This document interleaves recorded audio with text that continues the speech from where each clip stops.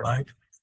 Hey, good morning, everybody. Thank you for joining us for another edition of SRC University, our tool for providing education on retirement and other issues that seniors face as we get a little bit older.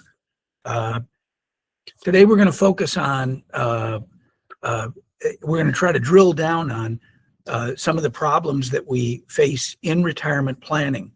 And as this screen shows, retirement planning is kind of like running a financial marathon. There's just a myriad of issues that come into play that can affect or undermine a safe, secure retirement. And so today, what I want to do is focus on just four topics that if you do these four, I think you'll find that you have a very safe, secure retirement. And so what are the four issues we're going to focus on? First one is income. We're going to talk about how income actually is more powerful than savings or assets, how it can establish a set of some confidence in retirement that your money is going to last. We're going to look at medical, and there we're really specifically focusing on Medicare solutions, which are pertinent right now because we're in the open enrollment period for Medicare options. The third topic is long-term care.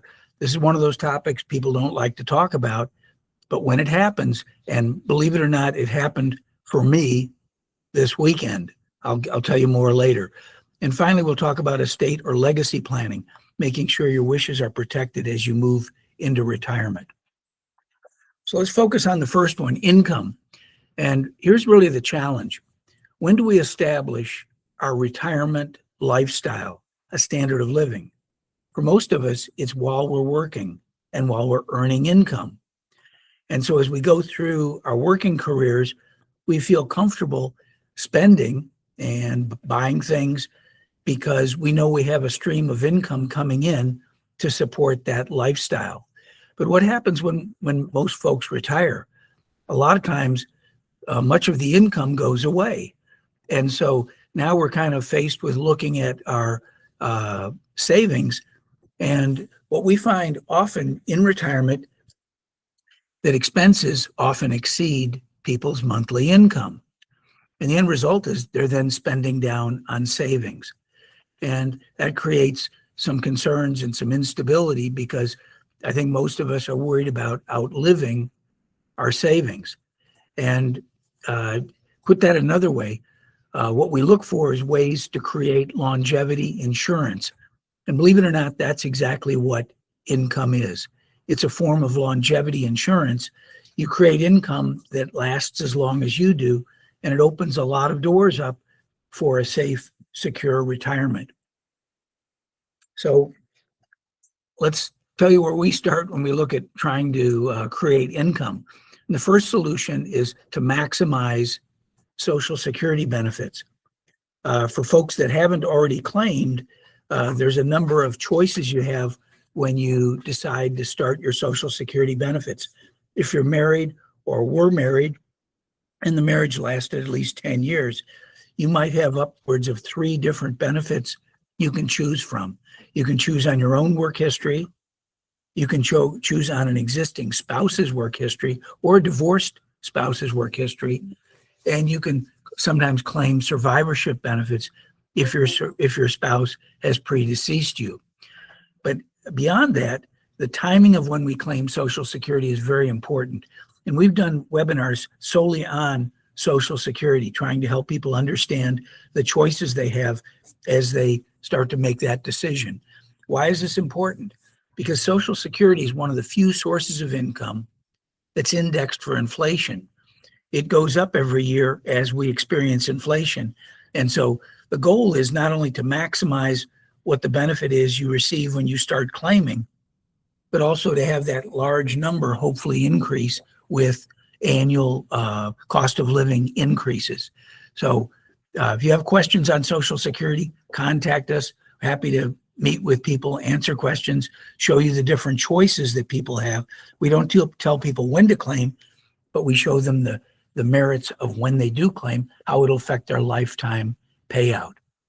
And the second step is creating income.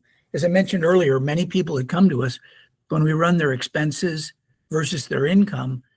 we notice that expenses exceed income. Even with a healthy Social Security check, they don't have enough income to cover expenses. And that leads to a situation where, okay, now I'm going to start nibbling on my savings. I'm going to start drawing down against my savings.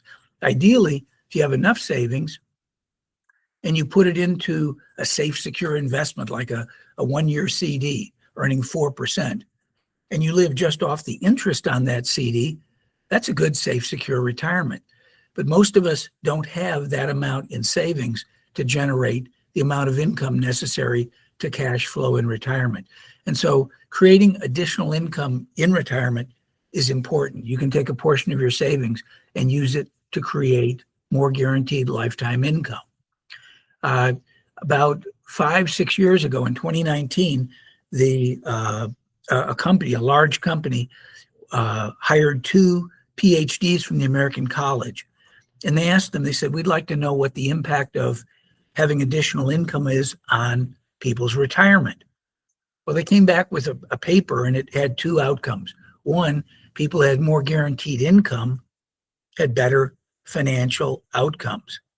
They had more money when they went to heaven to leave on as a legacy. But the second part of the paper was really interesting. The paper focused on the emotional impact of having more income in retirement. Because if you have income coming in, just like when you're working, you have the peace of mind of knowing you can cover your monthly bills.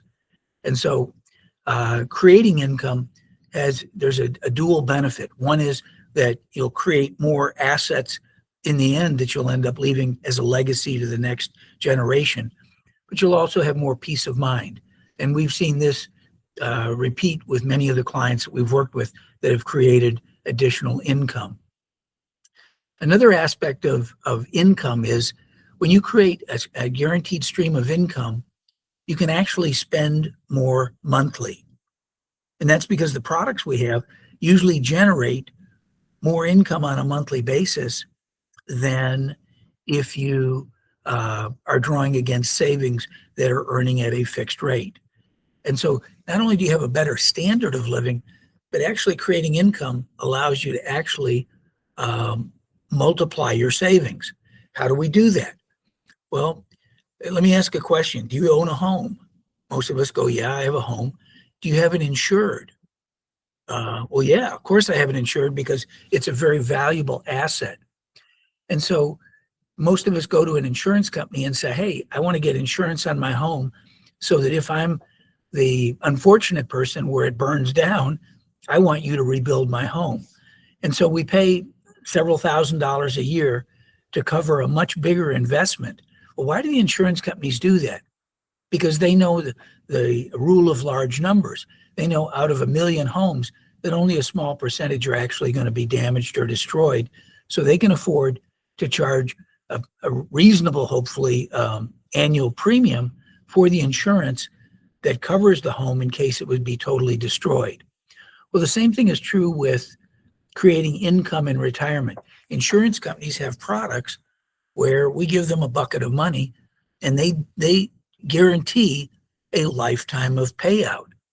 And a lot of the products we write have an 11-year, 10-year, 12-year payout. What do I mean by that? It means by after 10 or 11 years, you've received back everything you put in plus whatever it's earned over that 10 or 11 years, but the checks keep coming. Now you say, maybe you haven't heard of this. I'll bet most of you have. Think about Social Security. That's exactly what Social Security is. We contribute to it while we're working. In that case, we're making annual payments, our Social Security taxes. When we go on claim, this surprises a lot of people, but after 10 or 11 years, Social Security has paid you back everything you paid in, but the checks keep coming. And so for folks that plan on being in retirement more than just a few years, many of us are now living into our 80s, many people into their 90s, and a growing number of people actually beyond 100. And so creating income, it's a lifetime adventure, but it multiplies the value of your savings. How does it do that? You put in a bucket of money.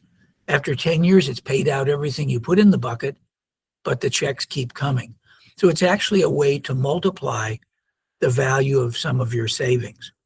Now, if you're married, one of the things a lot of our couples have concerns they have when they come and see us is what happens when one spouse dies? Will the surviving spouse have adequate income and adequate funding to live a comfortable lifestyle? And so the income streams we help people set up pay not only if one spouse is alive, but if both are alive. And so it's a way of ensuring the surviving spouse has a superb lifestyle. If you fund the income stream that you're going to create with after-tax funds, there's a side benefit. The funds that you put into that product that is now generating lifetime income is also shielded from creditors and lawsuits. Well, why would I have a creditor lawsuit? Do you still drive a car? I do. And, we're all one tiny accident away from having the person we hit or hurt call up Thomas J. Henry or Ted Lorenz or one of the ads that's on TV about how they're on top of it. They're going to collect big benefits. Well, yeah, they'll go after your insurance coverage if you're driving a car, but after it's paid out, they come back to you and say, what do you have? And if you funded the income product with after-tax funds, those funds are also secured from creditors and lawsuits, as is the income stream that's generated. It can't be taken away from you. But what if you fund with taxable pre-tax dollars? Well, we've done webinars on how to maximize the value of retirement funds. Think 401k, IRA, 403b. Those funds are all pre-tax. When we turn 73, the government says, Bill, we've given you tax deferral long enough. You now have to start taking required minimum distributions. They force us to start withdrawing funds, whether we need it or don't. If we don't take the money out, we face a tax penalty. But what we've worked with our clients on is taking some of their pre-tax money, putting it into a product that generates lifetime income. That income satisfies the RMD requirement. And remember I said that many of the products, they drain the account over 9, 10, 11 years? They do. Well, what do we do when the account, the portion of your IRA funds that we put into this income product, what do we do with the product as it's almost emptying the bucket? We go back to the insurance company and say, hey, you remember that IRA I set up with you 11 years ago? Yes. I'd like to now convert it to a Roth. Well, what's the advantage of the Roth? Whatever the Roth earns or pays out is tax-free. So for folks that create income using pre-tax dollars, a portion of their IRA or 401k funds, they're going to get taxable funds until the bucket goes empty. At that point, you flip it to a Roth, and it's like giving yourself a raise 10 or 11 years down the road. Now the funds are tax-free. That's pretty sweet. If you've created tax-free income, if you go back a couple of webinars, we did webinars on how to reduce taxes on Social Security income and how to avoid Medicare, IRMA, they call them surcharges, but they're taxes. And we did a webinar. If you go back 3 or 4, it's part 1 of 8 tax strategies to pay less tax in retirement. And it explains how to use tax-free income to reduce the amount of tax you have to pay on both Social Security and Medicare. And so go back and listen to that. But creating tax-free income pays dividends. Another issue that we're going to talk about later in greater detail is how we deal with a long-term care event. I said this last weekend, we faced one. My wife had a fall, and she didn't break anything, but she messed up her left knee pretty good to a point where she couldn't stand up and she couldn't walk. So this weekend, I went out and bought a wheelchair, and she can now putz around the house. Nothing's broken. We went to the emergency room and everything's fine. But it was kind of our wake-up call that long-term care is on the horizon for all of us. We're all getting older, and like it or not, sooner or later, most of us will be paying for long-term care. Well, some of the income products we set up have a feature called a doubler. What does that say? Well, it says if I need help with long-term care at home or in a facility, they double the income payment for up to 5 years. And after that, it resorts back to the original income stream. So income can be very instrumental in helping us pay for long-term care. Another thing that happens, if you fund an income product with pre-tax funds, IRA, 401k, think about that, and you need long-term care in a nursing home, and we'll talk more about this later, we help a lot of folks qualify for Medicaid benefits, because when you take pre-tax funds and put them into an income-generating product, they automatically exempt the underlying assets from Medicaid spend down. I want to keep my money. I don't want it all going to a nursing home. And so it's a way of not only doubling the income I'm getting, but shielding the underlying asset from Medicaid spend down. As I mentioned early on, people that have more guaranteed income have a better financial outcome. Those are not just my words or the words of the financial report that was done in 2019, but it's been proved up over and over again. We do financial planning within our practice. We help our clients understand where they're going to be financially 5, 10, 20, even 30 years into the future. If you haven't done that yet, come see us. We'll help build a financial model, and it factors in things like inflation, taxes, your expenses, your income sources, return on your investments. And it gives you a pretty good insight into where you're going to be down the road. And our models, time after time, have shown that people with more guaranteed income in retirement have better financial outcomes. They leave more money to the next generation. So if you're interested in leaving a legacy, this is one way to ensure you'll be able to do that. The final point, number 12, a lot of times people ask, well, Bill, I put money into an income generating product, but what if I don't live 10 or 11 years drawing income and I die? I go to heaven early.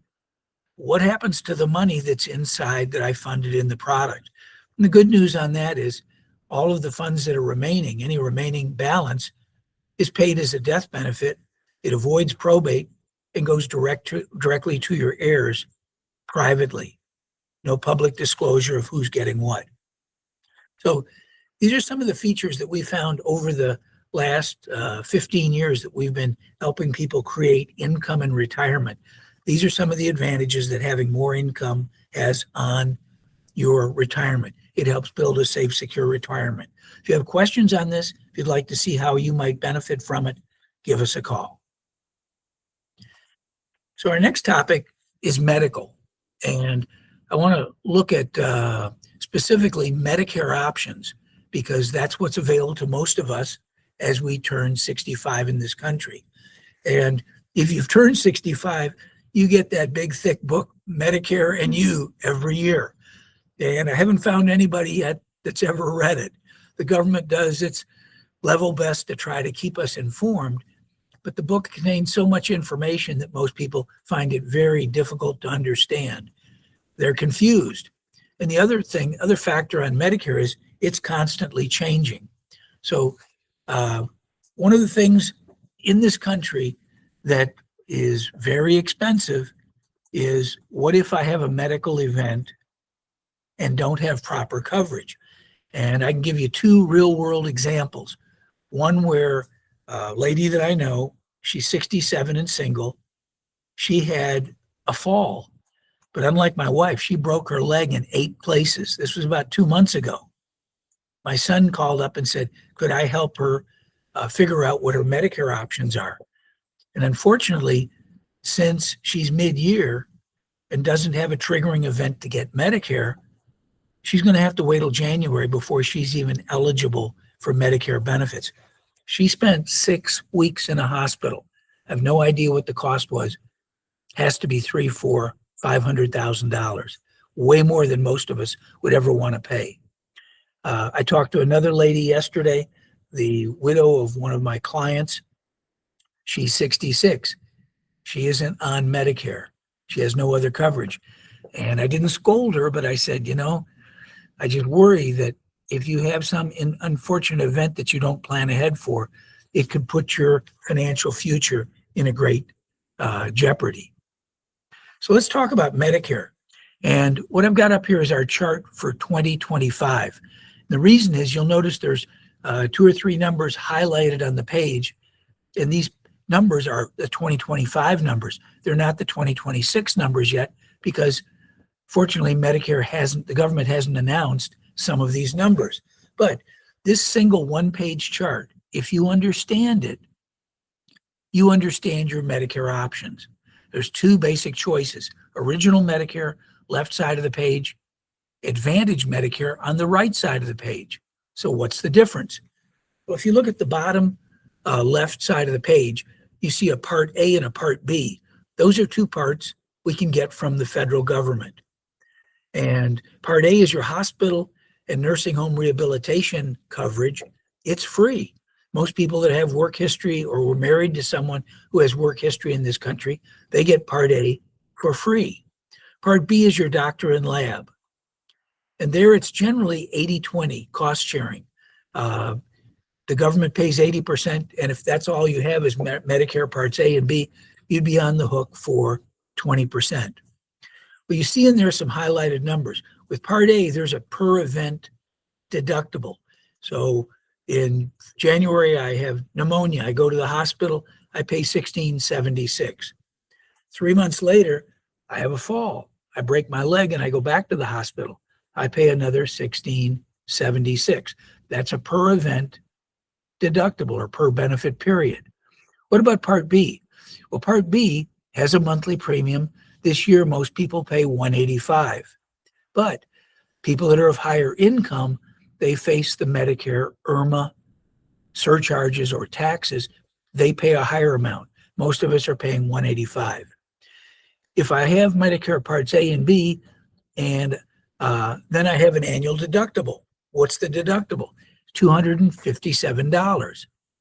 So after I've met that $257 deductible, I'm paying 20% of whatever my doctor or lab expenses are the remainder of the year. Not bad if you don't go to the doctor, but you go in and have an MRI or a CAT scan, like my wife did just recently after her fall, and those can be very expensive procedures. You're on the hook for a bunch of it. So most people add on, if you're on Original Medicare, they add on what's called a Medicare supplement or a Medigap policy. 2 names, same product. You can only get A and B from the government. You can only get a supplement and the box that's on top of it, a prescription drug plan, from a private insurance company.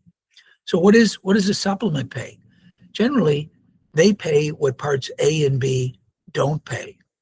So there's 10 standard plans that are available. Most people today are getting what's called a Plan G. And so what's the Plan G? There's no copays, and the only out-of-pocket, if you're on a Plan G, is that $257 deductible this year, probably a higher number next year. But you pay $257, and then the rest of the year, you're bulletproof. Well, what do I mean by that? You go to MD Anderson in Houston for 3 months of chemo and run up $1 million bill. You pay nothing. Doctor says, Bill, you need to have quadruple bypass. That runs about $250,000. You pay nothing. You have surgery, MRIs, CAT scans, colonoscopies, it's all covered. So on the left side, you get A and B from the government, $185, usually for most of us for Part B. You get a supplement. We help people get Medicare supplements. And then most people add on a prescription drug plan. That's that fourth box. That usually comes from another private insurance company. And we don't offer drug plans, but we help people figure out how to get their best deal. And they do that by going to Medicare.gov. You go there, you build a drug list by name, dosage, and frequency. You pick a pharmacy, and guess what? This website takes all the marketing hype out of drug plans and says, Bill, based on the drugs you take, the pharmacy you picked, here's your best deal. Here's your out-of-pocket total cost for 2026.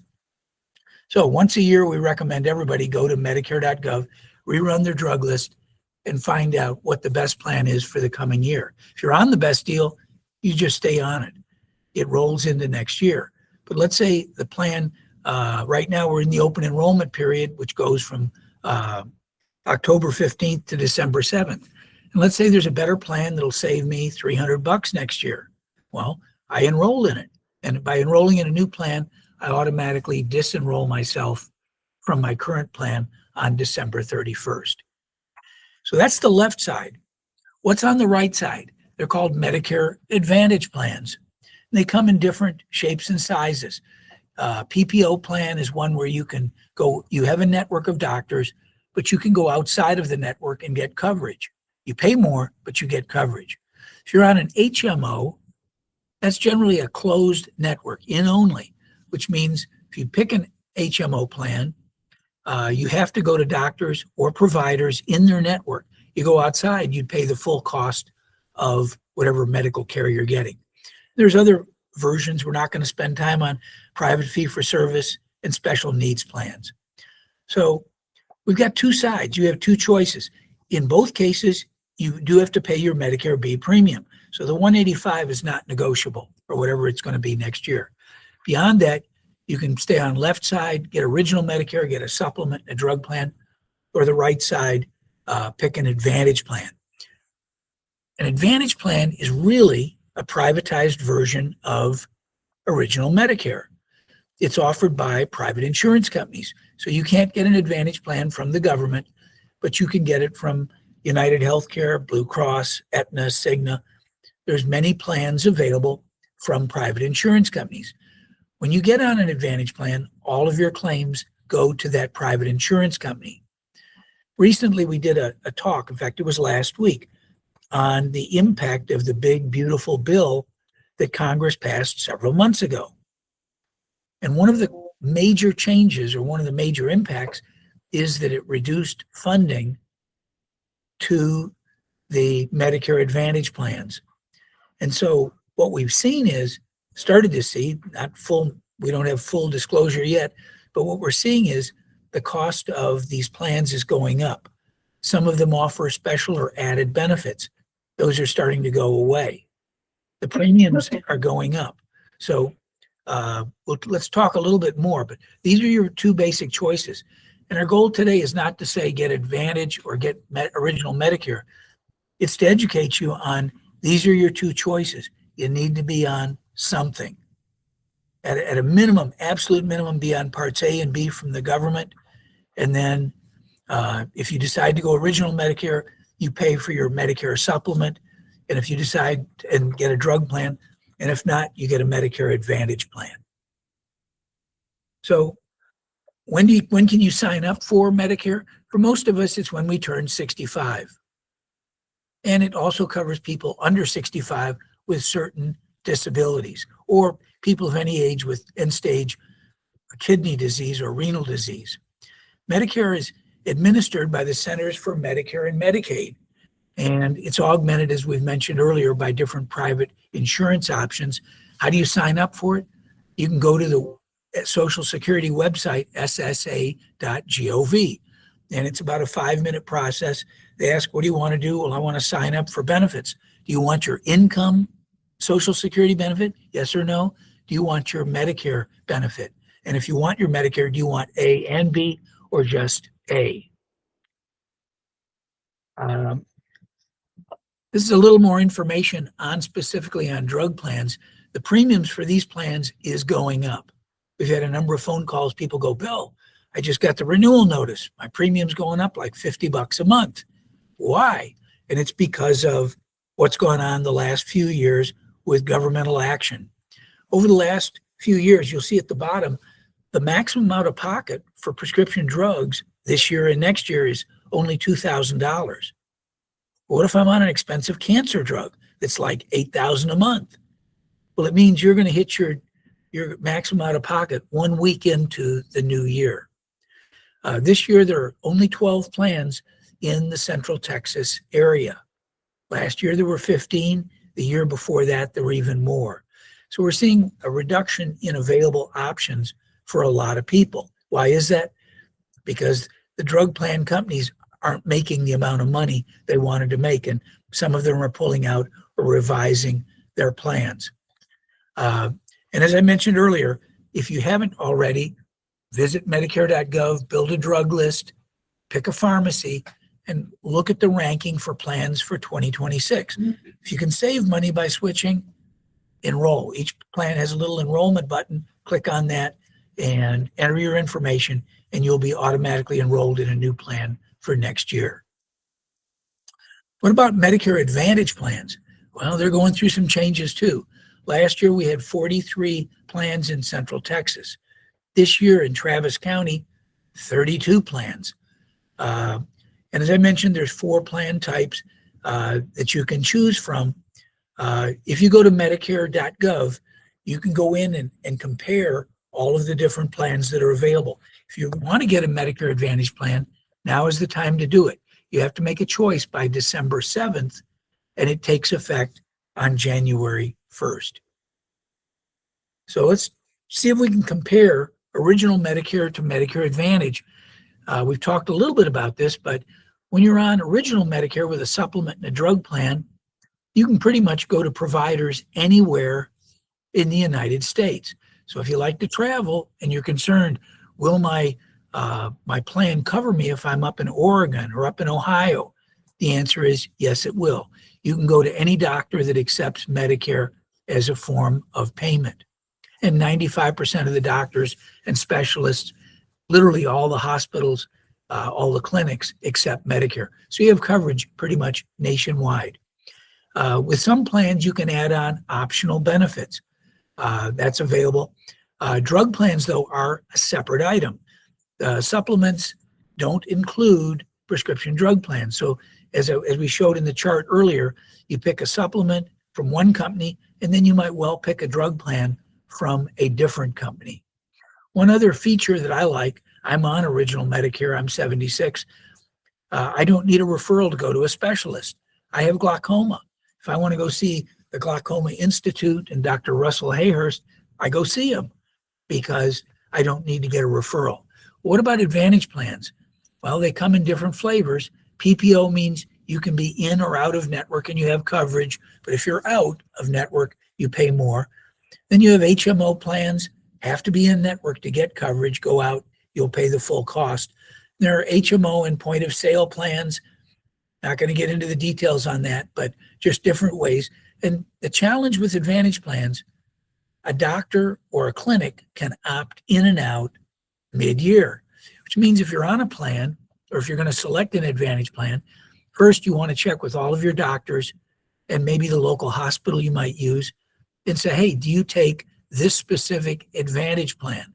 You can't just say, I'm on an Advantage plan. Do you take it? Because they're going to ask, well, is that Blue Cross? Is it Aetna? Is it United Healthcare? You have to be on a specific plan. Many of these plans are marketed offering added benefits, vision discounts, dental discounts. We're starting to see a reduction in these benefits, though, based on the reduction in compensation that's coming because of the big, beautiful bill Congress passed.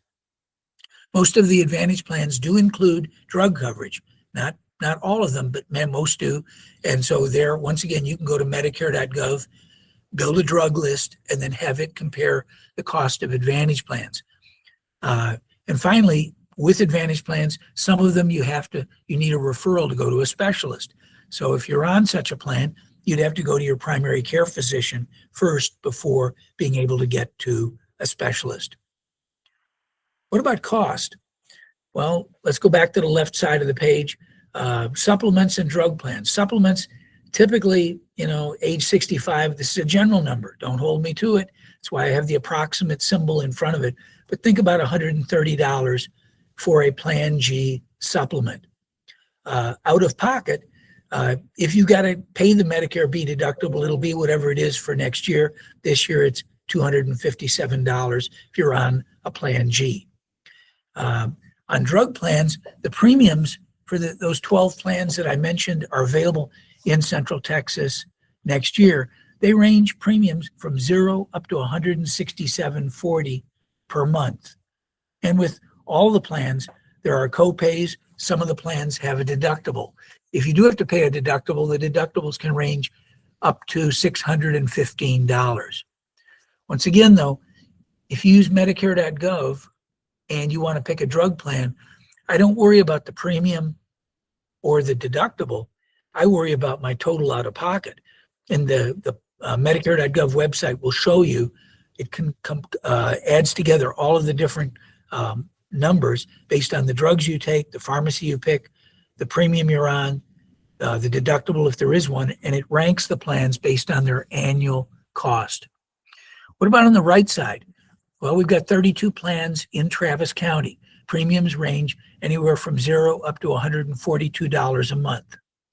Each of these plans has an out-of-pocket maximum, assuming you're within the network, or if you're on a PPO, then you can be out of network. But if you're on an HMO, you have to be in network, or these out-of-pocket maximums don't mean anything.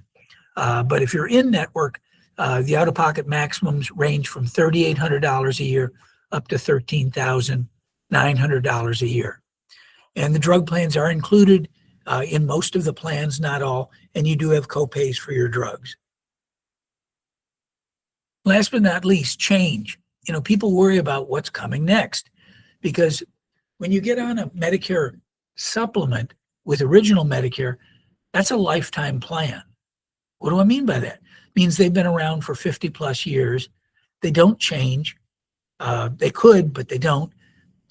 You pay a premium for the plan you're on, and there's 10 standard plans, so you have a bunch to choose from.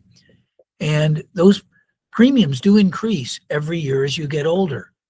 If you had on drug plans, they've been around since 2006, and the drug plans do change annually. So one of the things that we found is people go, hey, I'm happy with my drug plan.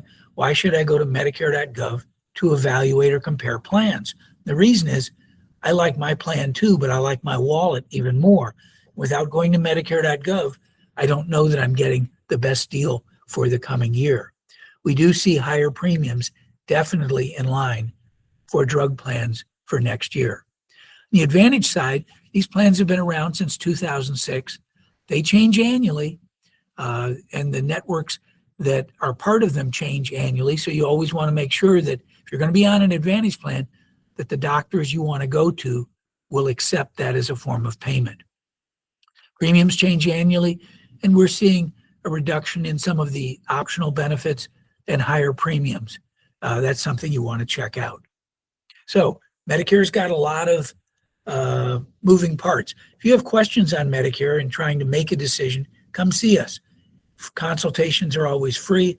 We're happy to help you do a comparison. If you want help getting a supplement, we'll help you do that. And if not, we'll show you what the pros and cons are of both sides of the ledger. With a supplement, you're probably paying more up front, which means you're kind of prepaying for your health care. With Advantage plans, they may have lower premiums, but when you start to exercise the plans, that's when the out-of-pocket maximums come into play. So supplements are lifetime, Advantage plans are annual. If you start out on a supplement, you can always switch to an Advantage plan. What about going the other way? Well, if you're on an Advantage plan for more than a year, you can switch back to original Medicare at the end of the year, and you can request a supplement. But if you're coming off an Advantage plan, you normally have to go through medical underwriting. Medical underwriting, what does that mean? It means they ask a lot of medical questions. And unfortunately, if you've taking certain medications or if you have certain medical conditions, the companies can respectfully decline to accept you. So I prefer the supplement side of the ledger. If you can afford it, I think that's a safer harbor to be in. But Advantage plans are there as an option. And the important thing is know that you have choices. Long-term care, wow. This is where our practice started back in 2002. We've been doing long-term care planning for 23 years, and we've seen the good, the bad, and the ugly. It's simply the greatest financial risk all of us face. And my family's the poster child for long-term care planning. My dad was a successful businessman. When my mom turned 82, they were both 82, she had a massive stroke. She came back and got perky, but paralyzed on her left side. My mom lived 14 years in a wheelchair. Ouch. Pop tried to care for her at home, but after about 6 months, it became obvious that even with bringing in-home caregivers 8 hours a day, that wasn't enough.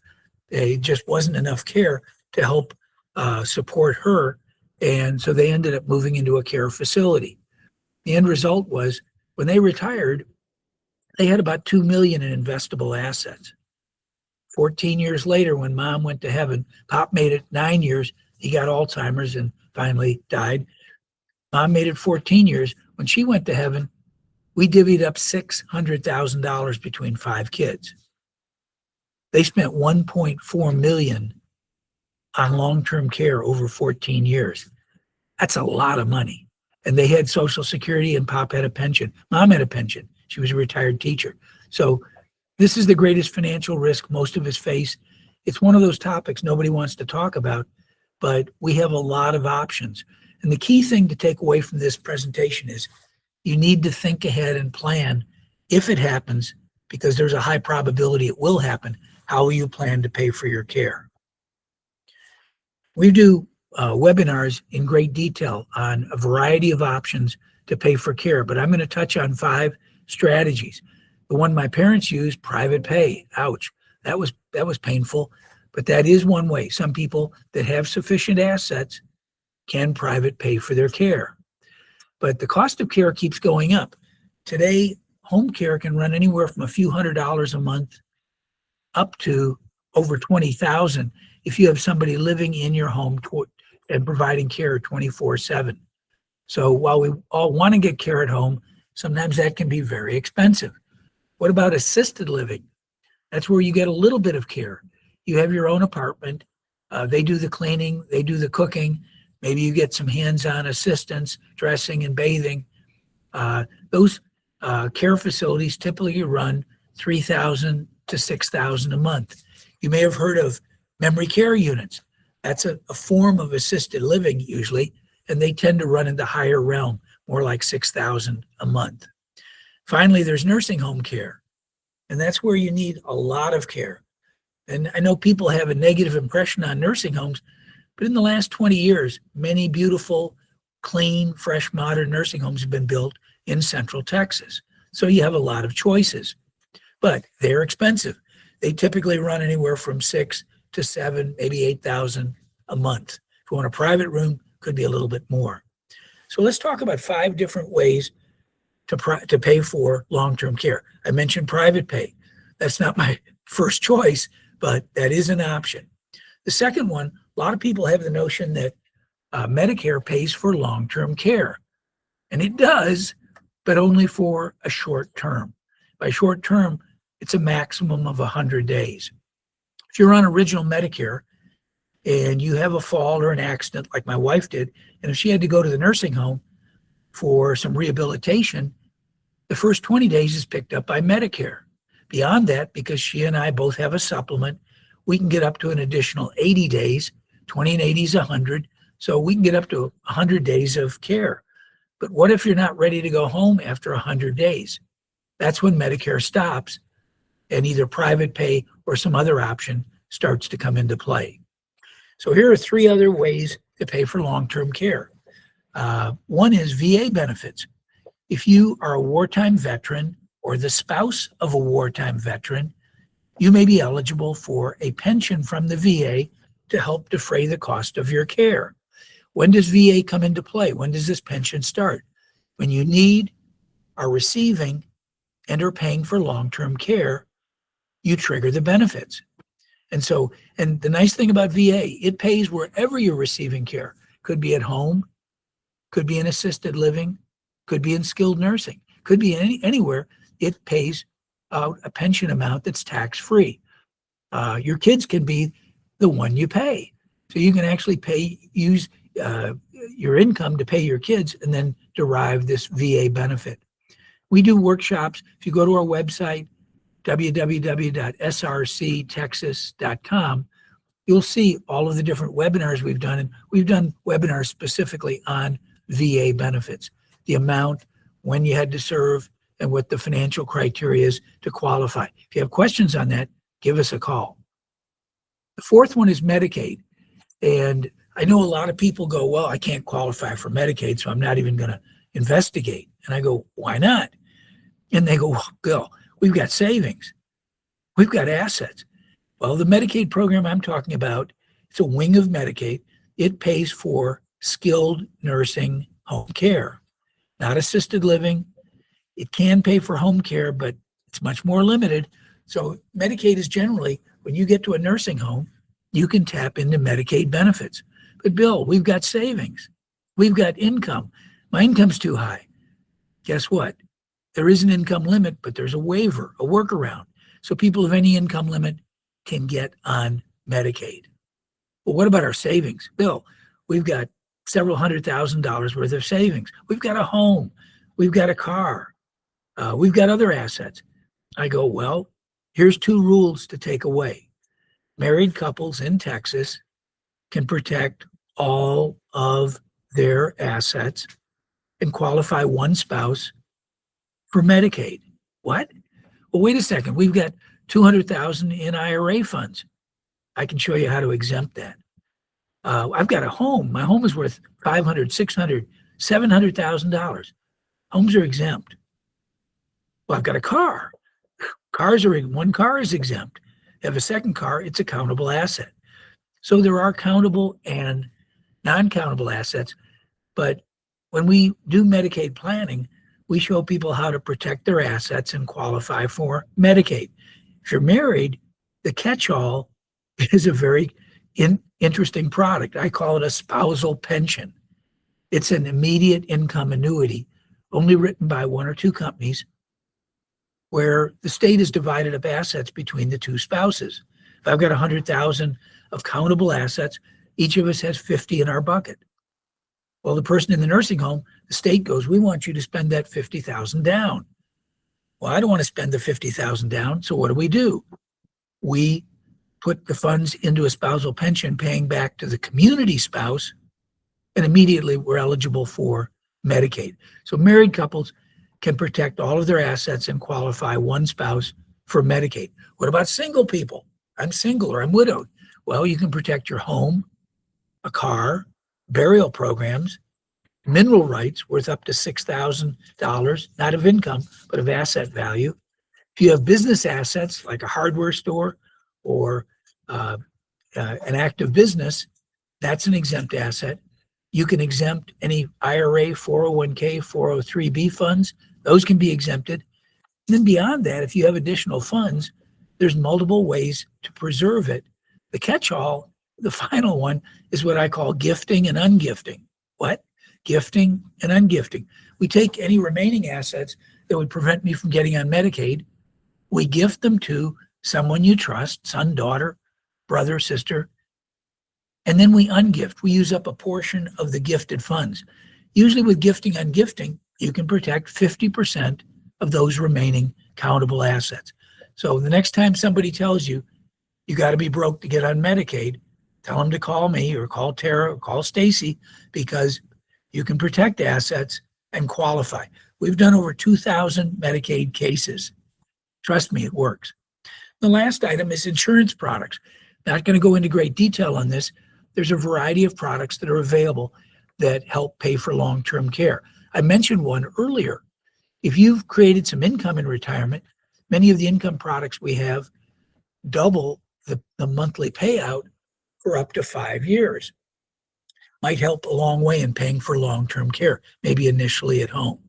You've probably heard about long-term care insurance. My wife and I have a policy. I like the policy. I don't like what's happened with the premiums. They keep going up. But it is a form of insurance. We offer it. We don't write a lot of policies anymore because they've become more expensive. But if you have questions, call us. We also have other insurance products where you can double the amount of money you want to put aside for long-term care. Let's say you take $100,000 and apply it into the product. The company doubles it. Now you've got a bucket with $200,000 in it. You tap your funds first, but if you need to tap the other $100,000, it's available. So just know this. There are both federal and state benefits like VA and Medicaid, And then there's private insurance products. Okay, number 4, talked about 4 essential things. We've talked about how important it is to have income in retirement, talked about how important it is to have a Medicare plan that you understand and protects you from medical expenses, which are outrageous, having a plan to pay for long-term care. And finally, what about estate and legacy? This is one, we're not attorneys, but we've done retirement planning for so long that I can probably answer most of the questions the attorneys answer. And really, what is estate or legacy planning? Estate's kind of a highfalutin word that, well, I don't have an estate. I've got 100,000 in savings and I've got a house. That's not it. Well, it is an estate. It's your assets. And what's the key in estate or legacy planning? It's protecting your wishes, number 1, and then avoiding probate. What is probate? Probate's a legal process after we die of retitling our assets. Like what? Well, do you own a home? I do. If I die owning my home, I can't go to closing to sell it. Normally when you sell a house, you have to go to closing, and as the seller, I sign off. But if I'm pushing up daisies in heaven, I can't go to closing. So then someone is appointed by a probate judge to serve as my authority to go in and sign for me. Usually it's the executor of my estate. But the problem with probate is matter of public record. Anybody can see how much I gave to whom. And it's also open to will disputes and arguments. Money always can create divisions among family members. So our goal is, let's protect our wishes and avoid probate. So I mentioned that we're going to create some legal documents. There's 2 kinds of legal documents, those that we use during life and those that we use after death, 2 different categories. Well, what if I don't have those legal documents in place? Well, guess what? There is a default estate plan, whether you're alive or deceased. If you're alive, it's called guardianship. And that's where I've lost the capacity to make my own decisions, and I'm probably in a care facility. And since I didn't establish appropriate agents to make decisions for me, I'm now subject to guardianship, which is a court-administered process. The court's going to appoint a guardian. It might not be the person you want to pick. Might be somebody else, but the court picks someone. Guardianship is expensive, and your guardian has to go back to the court annually and report how they spent every penny of your money. It's expensive, time-consuming. It's to be avoided. What about death?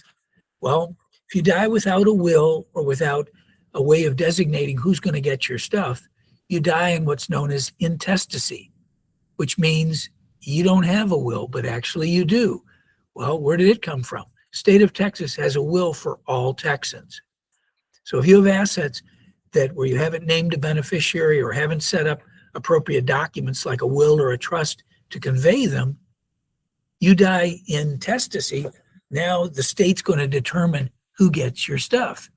Maybe you've got a child that you had a falling out with. You've got 4 or 5 kids and one of them's a black sheep. You decided, I don't want to leave any money for the black sheep. Well, guess what? The state doesn't care about black sheep. The state has its own formula about who gets what. So what are the basic documents each of us should have to avoid either guardianship or intestacy? On the living side, the 2 very most important documents. Everybody needs a financial power of attorney and a medical power of attorney, bar none. If you have nothing else, you want to have a financial power of attorney and a medical power of attorney. What do? Well, financial power of attorney lets someone else make financial decisions for me, pay my bills, manage my assets, pay for me to get long-term care. It's important to appoint someone. Once again, if we don't, the court will appoint someone that they choose, not of your choosing. Medical powers of attorney allow someone to make medical decisions for us. If you're married, you can make decisions for your spouse, but your son or daughter can't make decisions for mom or dad. There, the doctor might say, well, we're going to do some exploratory surgery. We're going to try some brand new medical therapy that no one's ever tried before. Guess what? that can happen. So you want to have a medical and a financial power of attorney. There's other documents, living will, which is a directive to physicians if you have certain conditions. You can have a HIPAA authorization that appoints people to know your medical condition. They can talk to your doctors directly. You can appoint a guardian designation, and you can also set up a trust to hold or manage your assets while you're alive. What about after death?